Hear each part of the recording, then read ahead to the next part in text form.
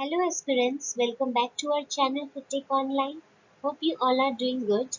So today we'll be solving few previous year questions of GATE 2018 Food Technology topic.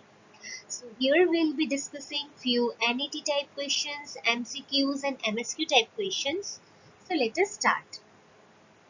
So our first question is, which of the following is an oil soluble pigment which is present in fruits and vegetables? So over here our correct option is option number B, that is carotenoids. So carotenoids, these are the natural pigments which are found in fruits and vegetables, and they give them yellow, orange, red colors.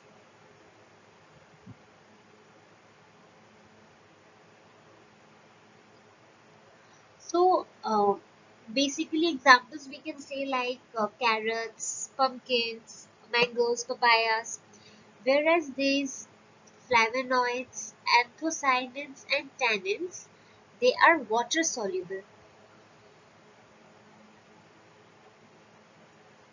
pigments, and only this carotenoid over here is oil soluble, or we can say it is a fat soluble pigment.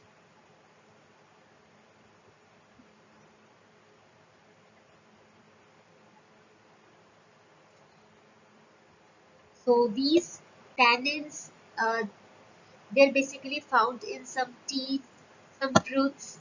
Even they give them some astringent flavors, taste. Whereas anthocyanins, they give red, purple, blue colors. Example like berries or the grapes. And flavonoids, they are found in some citrus fruits in teas. So over here, my correct option is option number B, that is carotenoids. Question 2. Which of the following represents the group of saturated fatty acids? So, saturated fatty acids, they are basically the fatty acids without any double bonds between the carbon atoms. So, they are usually solid at the room temperature. Am I right? Saturated fatty acids, they are without double bonds, and usually they are solid at room temperature.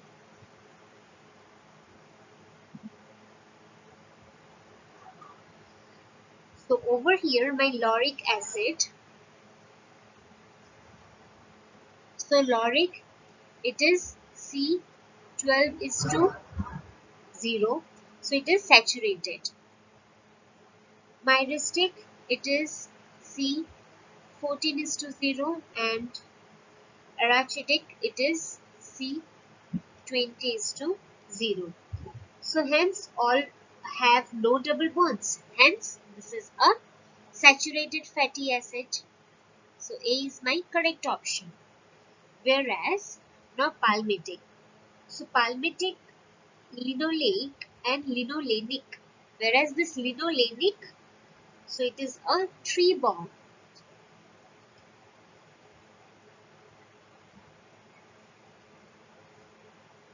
In linolenic, 3 double bonds are present. So hence it is a polyunsaturated fatty acids.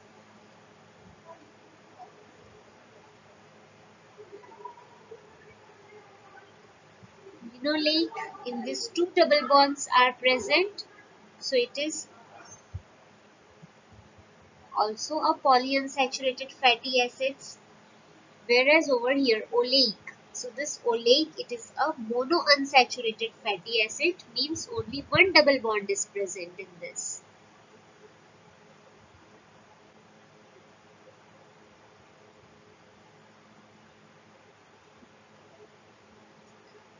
And in option number D, behenic, caprilic and arachidonic. So arachidonic, again it has 4 double bonds, so it is a polyunsaturated.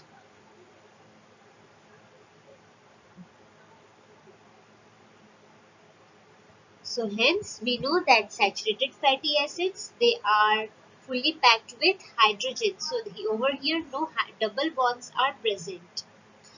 Whereas in this option number A is my correct option. Question number 3. The anti-nutritional factor which is present in fava bean is, so another name of fava bean is broad bean. Just remember this. So the correct option will be option number C, that is vicine. So this vicine, it is an anti-nutritional compound which is naturally found in these broad beans or the fava beans, and it is toxic to the individuals with glucose 6 phosphate dehydrogenase deficiency. What happens to them? Like this vicine and its correlated compound, that is convicine, they can cause a condition that is favism, which will lead to a hemolytic anemia.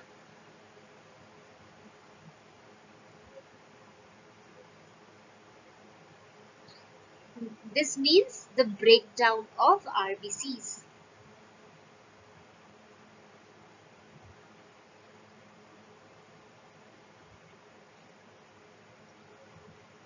Whereas this gossypol, it is an anti-nutritional compound which is basically found in the cotton seeds. Curcusin, so curcusin basically it is found in Gerothfa curcus.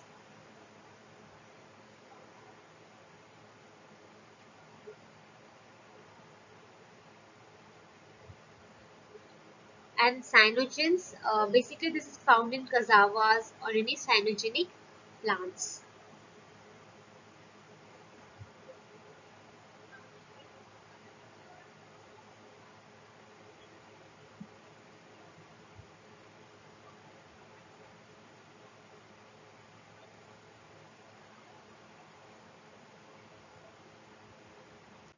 Question 4. Which of the following is a gram-positive bacteria?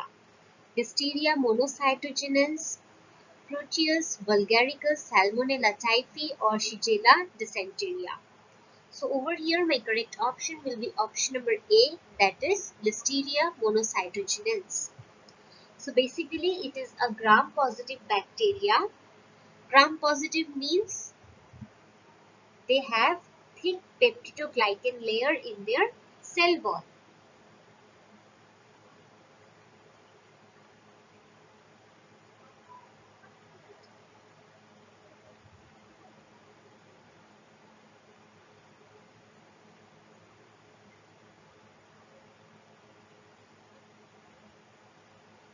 And even they can, when we do this gram tests, what happens, they will retain the crystal violet stain and they will appear purple under the microscope.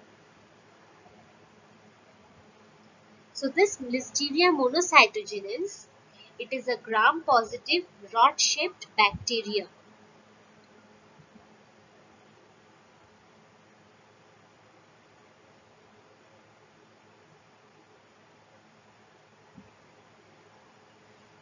Even it is known to cause the disease, that is listeriosis.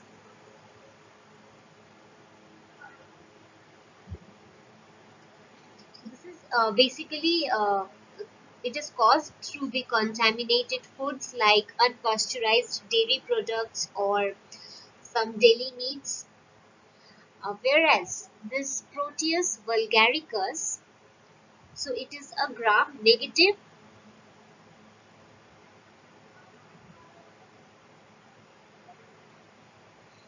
Salmonella typhi is also a gram negative bacteria,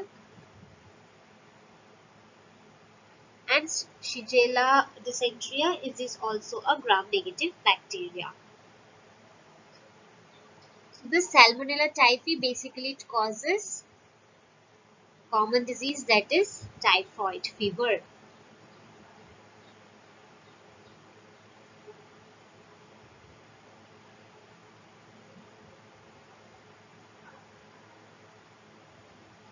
And Shigella dysentery, it causes bacterial dysentery.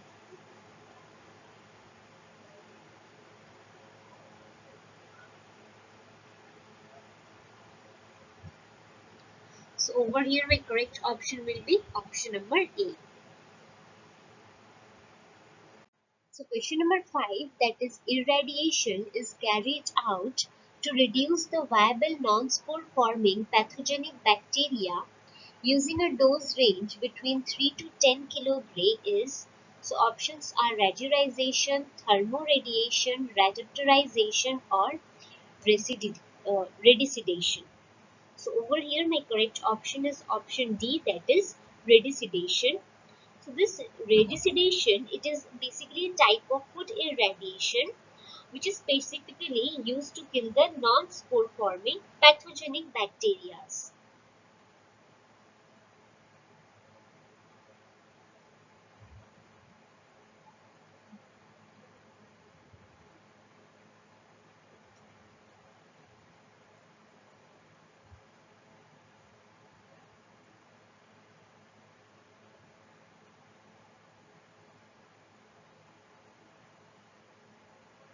So basically it is Salmonella or Listeria monocytogenes, and its dosage, it ranges between 3 to 10 kilogray. Kilogray is the unit for the irradiation, and it depends on the food type and the target microbe. So basically it will improve the food safety, and it will not affect much the sensory quality of the food product. Whereas this reductorization, its dosage, it ranges, it is usually above 10 kilogray, and basically it is used for commercial sterilizations in the food industries, and it targets the both vegetative as well as the spore forming bacteria. And this regularization, its dose range is very less, that is 0.75 to 2. Basically it targets the spoilage bacteria, and it is basically kept to the food products to increase the shelf life of that food product. So over here my correct option is option number D, that is radicidation. Question 6. Identify the correct statement which is related to the viscosity of Newtonian fluids from the following. What is Newtonian fluid? Means constant viscosity.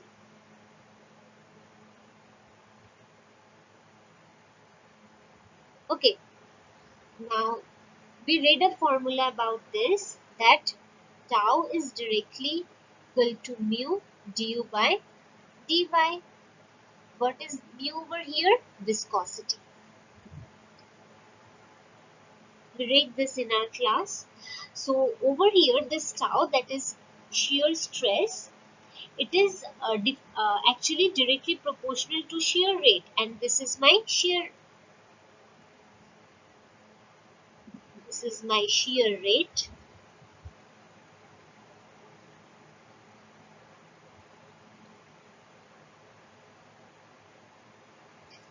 and this is shear stress.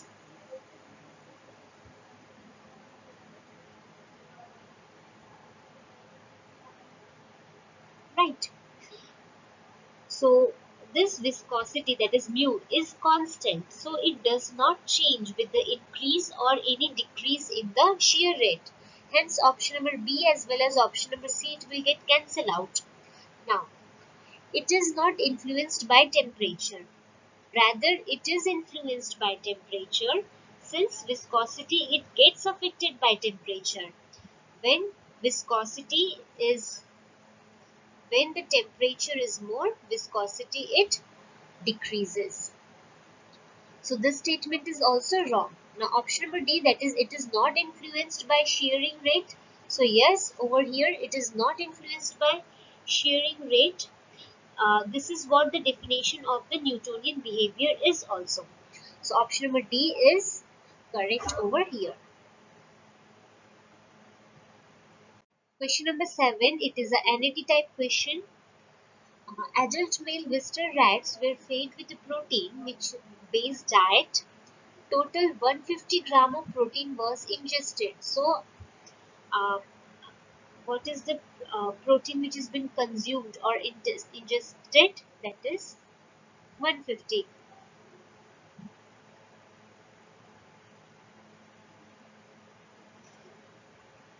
150 gram. If the average weight increased from 110 to 350 grams, so initial weight is 110 gram, final weight is 350 gram. We have to calculate the protein efficiency ratio of the given. It would be how much? We have to calculate it up to 2 decimal points. So protein efficiency ratio formula is weight gain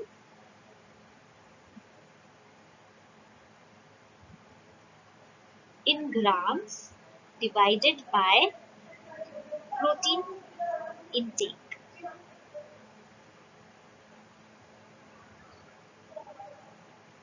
also in grams. So over here, what is the weight gain of the rats? It is calculated by final minus initial divided by what is the protein intake of it, that is 150 gram. So 40 divided by 150 gram, that is around 1.60. So this is my answer. Question number 8. The initial moisture content of a food on weight basis is 50.76%. Its moisture content on dry basis is how much?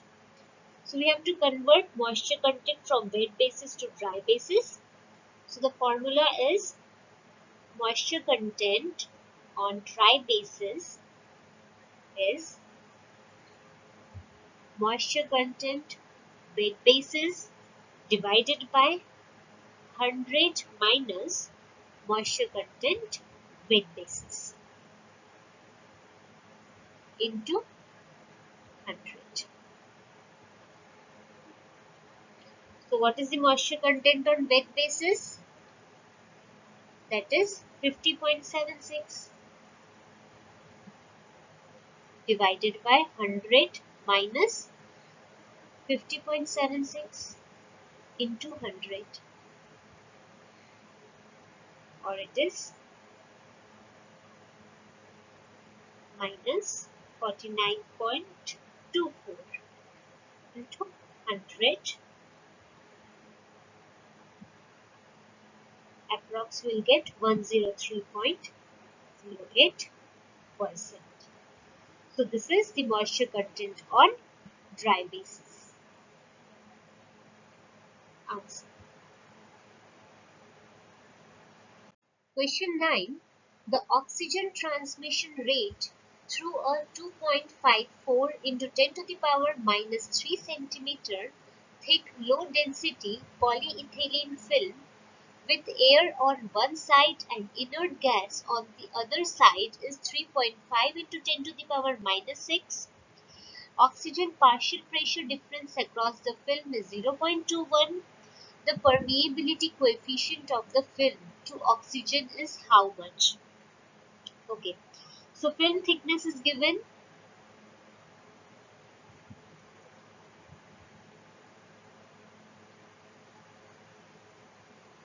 We'll denote it by X, that is 2.54 into 10 to the power minus 3 centimeter. Now oxygen transmission rate, it is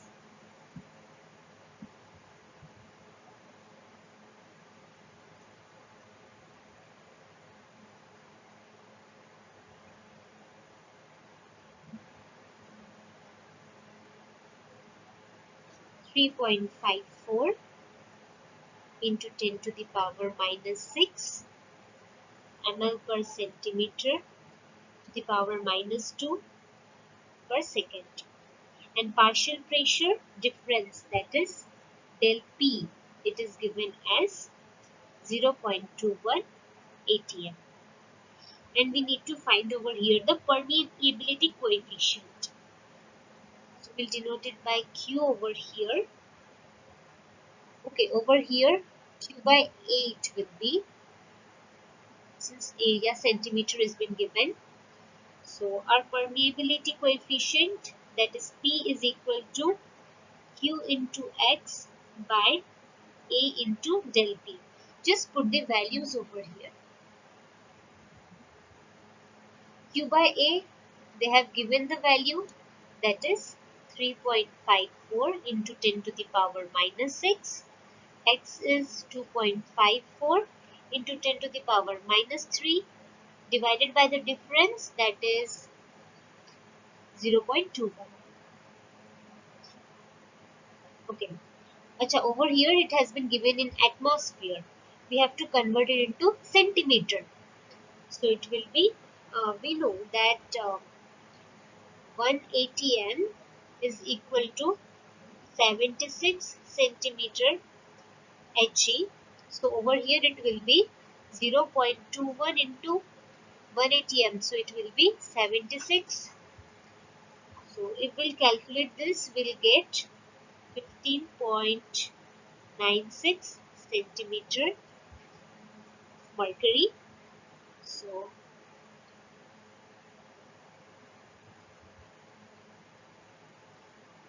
over here, after calculating, we'll get 55.7 into 10 to the power minus 11. Which is my answer. So my answer over here will be 55.7 ml. Now question 10. Ambient air at 30 degrees Celsius dry bulb temperature. So this is my initial T1, and 80% relative humidity, that is RH, to a dry bulb temperature, that is T2, in a heat exchanger by indirect heating. Okay, it's a bit tricky question. The amount of moisture gained during the process would be how much? Since we read that in indirect sensible heating, what happens? The moisture content, it will remain constant. So in indirect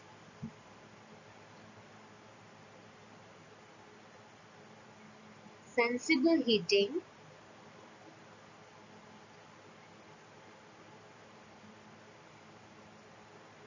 moisture content remains same. Sorry, constant.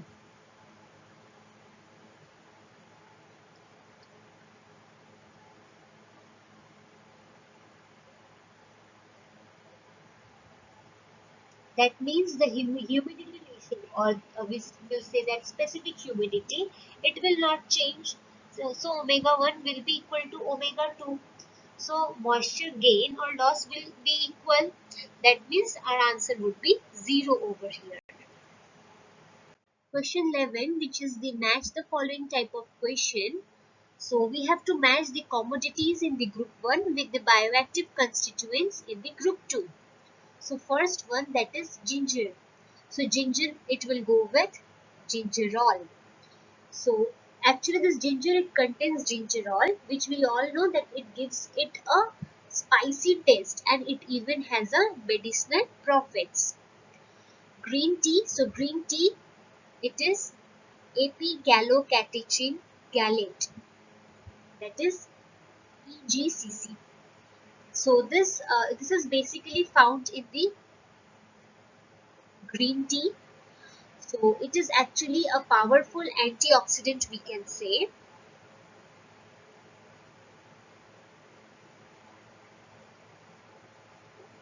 which is known for its health benefits.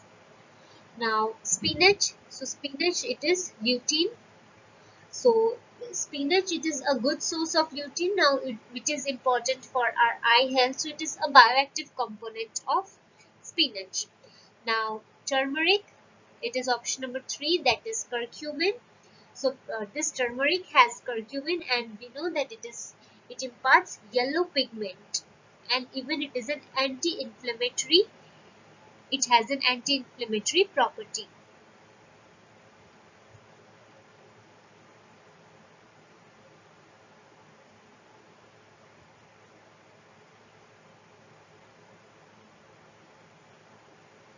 So over here my correct option will be option number B, that is P2Q4R1 and S3. Question number 12. So we have to match the process operations of group 1 with the separated constituents in the group 2. So over here extraction. So extraction of crude oil, like it is the first step in the oil processing, since it will separate the crude oil from the oil seeds. Second, that is degumming. So degumming, it will remove the phospholipids, that means the gums, from the crude oil. So it is option number 1.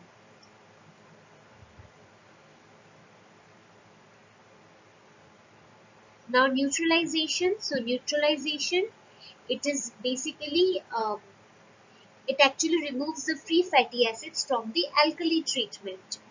So it is option number 2. And bleaching of pigments, so that we will reduce the color.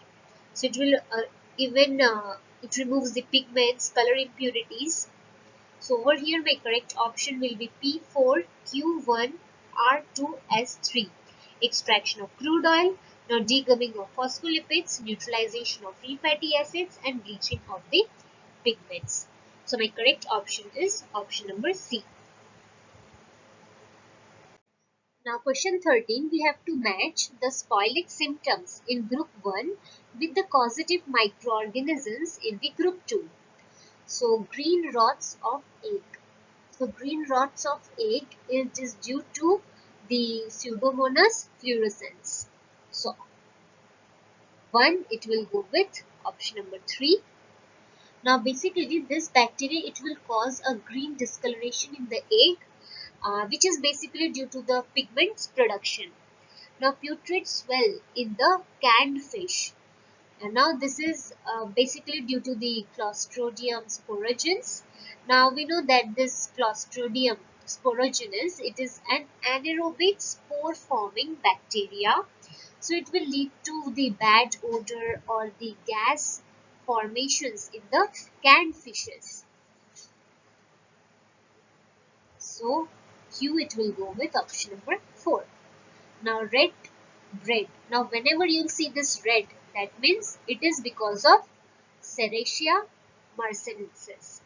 So basically it is known for producing a red pigment which grows on the moist breads. And yellow discoloration of the meat, it is because of Micrococcus species, means these bacteria, it will produce yellow pigments on the meat surface, which will cause the discoloration. So over here my correct option will be option number uh, 3, that is P3Q4R2 and S1.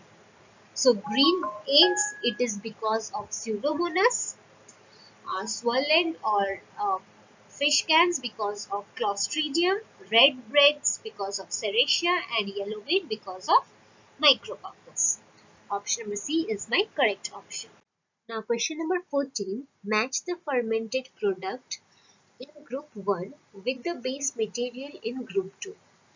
So sake, it is basically a Japanese alcoholic drink which is being made by rice, fermenting the rice. So option number P, it will go with 3. Now churpi, it is basically it is a traditional fermented milk product, or we can say a hard cheese, which is basically made in the regions of Himalayas. So it is option number Q1. Now natto.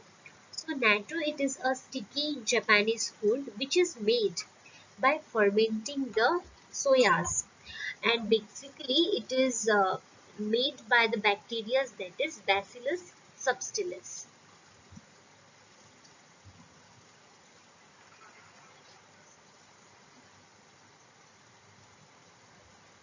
So over here, uh, my correct option will be option number A. Okay, sauerkraut. So sauerkraut, it is made by fermenting the cabbage. Basically, it is rich in, we can say it is a probiotic, which is made by using lactic acid bacteria. So correct option over here will be option number A, that is P3, Q1, R4 and S2. Question number 15, that is we have to match the operations in group 1 with the process in the group 2. So first one, that is cleaning process. So cleaning is basically a type of screening process in which will involve removing the unwanted materials. So screening we will say like it is a physical method which is used. Now next is grading. So grading, it is a quality separation method. Option number 1. So it is about sorting which is based on the grading system, like say size, weight, color, appearance and all. Now size reduction. So size reduction, another name of size reduction is comminution. So this is basically a technical term for the size reduction, or we'll say crushing or grinding, so that will reduce the particle size of the product. Next is filtration. So filtration is the clarification process. Basically it will remove the suspended solids from the liquids and it will clarify the liquid. So over here my correct option will be option number D, that is P3, Q1, R4 and S2. Now question number 16. Out of the 7 principles of the HACCP system, 4 are being listed over here. We have to arrange these principles in order in which they are being applied. So in class we read the mnemonic, that is of HACCP 7 principle. So HACCP, it stands for Hazard Analysis and Critical Control Point. Now the 7 principles mnemonic is: how can little monkey catch very rare? H, it stands for hazard analysis. C, it stands for critical control points. L means critical limits. M, monitoring procedures. C, corrective actions. V, verification procedures. And R, record keepings and the documentations. So these are the mnemonics for the 7 principles of HACCP.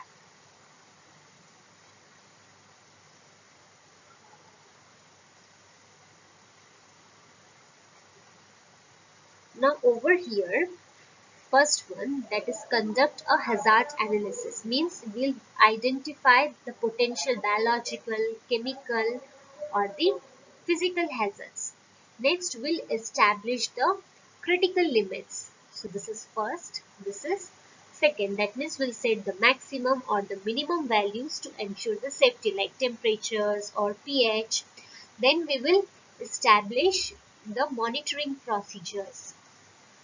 So we'll decide how to observe and record the critical limits which are being met.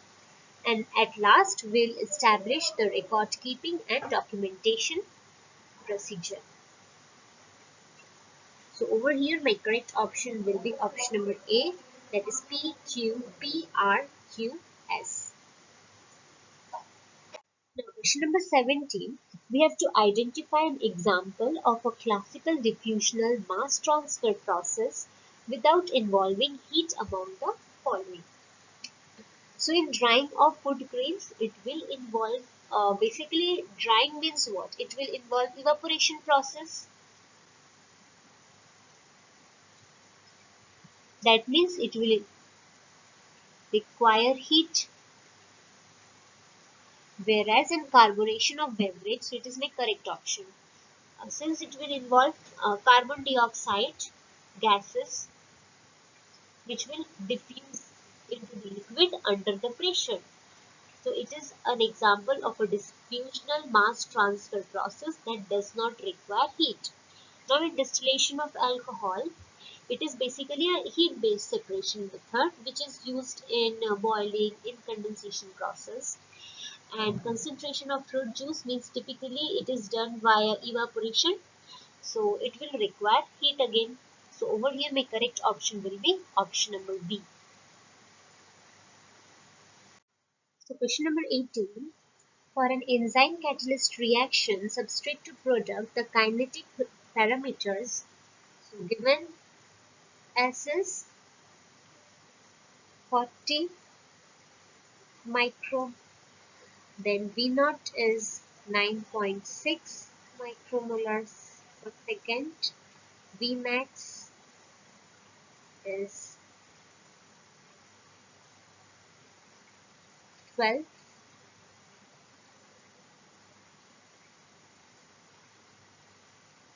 and we have to calculate the Km value.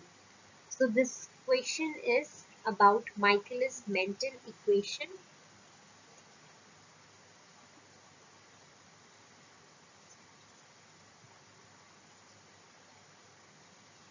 What was the equation? That is V naught is V max into S by Km plus S. We'll just put the values.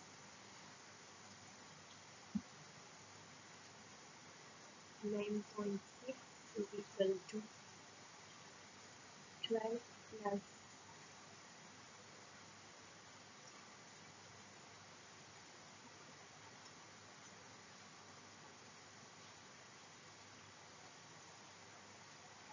this we have to calculate plus 40.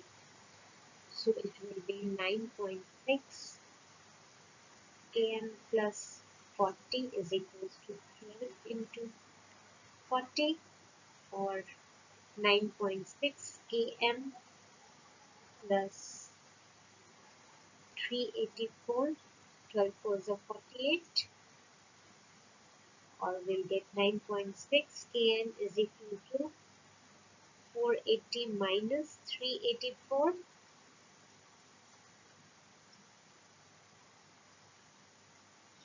or km will be 10.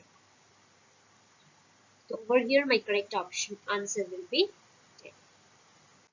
So question number 19. A microbial sample was taken at 10 a.m.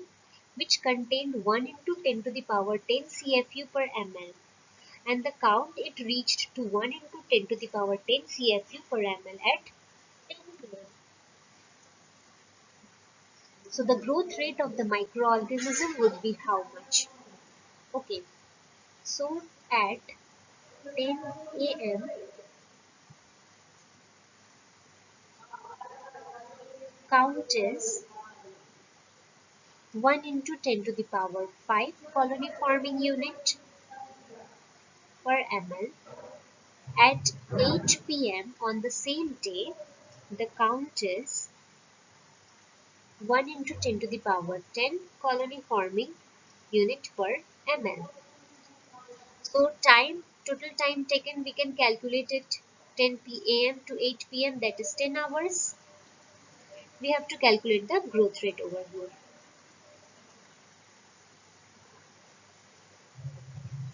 That is K. So we know the formula that K is equal to log base 10 of, if we'll say this as NT, that is final, and this as N naught initial, that is NT minus log base 10 of N naught divided by 0.301 into the time taken, that is 10. So we just put the values 10,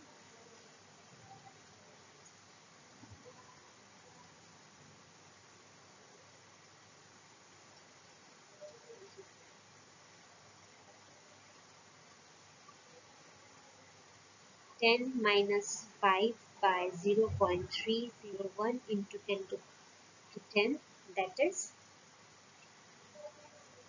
1.6 hour. So the growth rate of the microorganism will be 1.66 hour. Question number 20. The rate of heat transfer per unit area from a metal plate is 1000 watt per meter square. The surface temperature of the plate is 120 degrees Celsius, ambient temperature 20 degree, convective heat transfer coefficient we have to calculate using the Newton's law of cooling. So in formula we know that Q is equals to H A delta T. Now what is Q? Q is rate of heat transfer.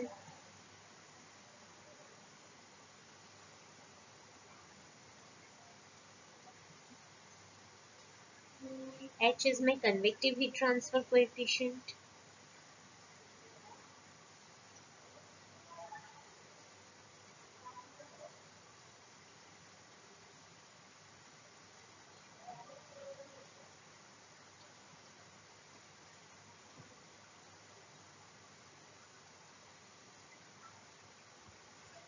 A is my area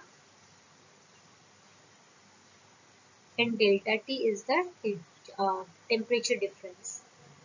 That is over here it is Ts minus T infinity.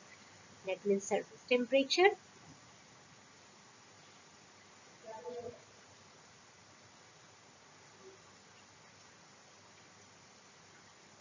and this is my ambient temperature.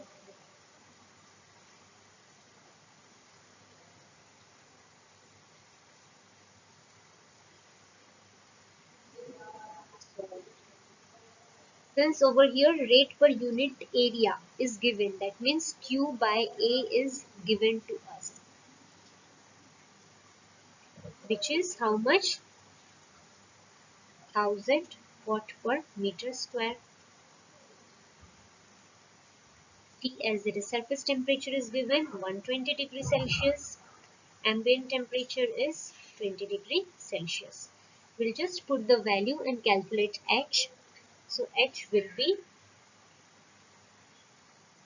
1000 divided by 120 minus 20, or it will be 1000 by 100, which is 10 watt per meter square Celsius.